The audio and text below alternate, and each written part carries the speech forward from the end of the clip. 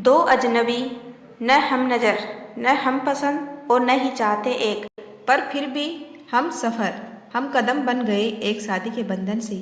शुरू में प्यार तो नहीं, पर दिखाते, समझते, समझाते, परखते व जताते हम ख्याल बने।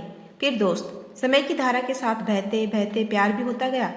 बिना कहे भी एक दूसरे को समझने लगे। कब हम दर्द बने, विश्वास की नींव गहरी हुई। फिर एक दूसरे के बिना अधूरा महसूस करते, तड़प उठते एक दूसरे की तकलीफ से, खामोशी से। परिवार को देखते पालते 40 से अधिक वर्ष गुजर गए, पता ही नहीं चला। हाँ, कभी कभी तकरार भी होती, पर ज़्यादा लंबी नहीं। खूब मस्ती भरा साथ था, आरामदेह व सुलझी हुई जिंदगी। हाँ, कुछ आदतें अलग अलग भी थी, पर जीवन में अड़चन नहीं बनी। बच्चों को पालने में, घर के काम, जिम्मेदारियों को निभाने में वक्त भागते भागते निकल गया।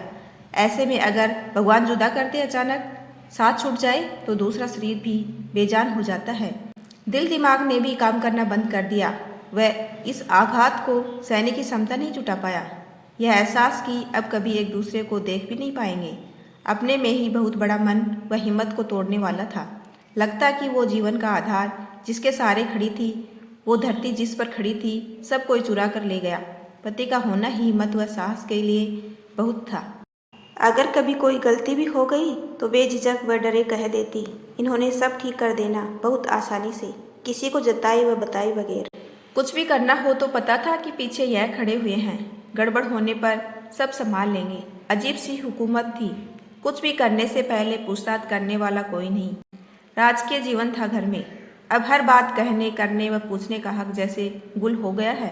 कुछ भी करने से, कहने से, पूछने से डर व झिझक महसूस होती है, कहीं किसी को बुरा न लग जाए।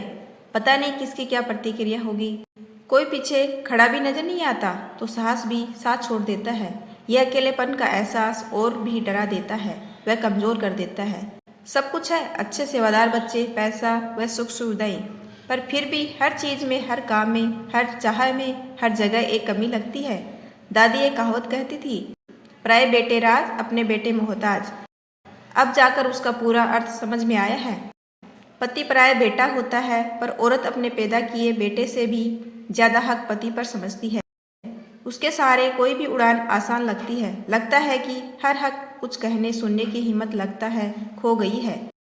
कितना भी मन को समझा लो कि न दो लोग इकट्ठे आते हैं और न ही इकट्ठे जाते हैं। कुछ देर बहल कर फिर मन व दिमाग पुरानी यादों में कैद हो जाता है। सब याद कर आंखें नम हो जाती है। सबके सामने भी हर वक्त नहीं आंसू बहा सकते। प्रभु से सदा सुहागन बने रहने की प्रार्थना की थी, पर यह अलगाव कभी नहीं मांगा। कहाँ चूक हो गई कि यह सब देखना व सहना पड़ रहा है। फिर सोचती हूँ कि 7 जन्मों का साथ था, अगले जन्म में मिलेंगे कैसे, मिल गए तो पहचानेंगे कैसे। कई बार तो मन ऐसे तर्कों में उलझता है कि रात भर तर्क वितर्क में, या यूं कहें कि आंखों आंखों में ही गुजर जाती है। लगता है कैसे कटेगी यह बोझिल जिंदगी। बच्चे कहते हैं मन को बहलाकर ध्यान कहीं और लगाओ, मूव ऑन करो, पर यह शब्द खोखले व अधूरे लगते हैं साथ के बिना। यह शून्यता तन्हाई नहीं बढ़ती। कुछ भी कर लो, दोनों एक दूसरे के पूरक होते हैं। एक के जाने से दूसरे का जीवन भी आधारहीन हो जाता है।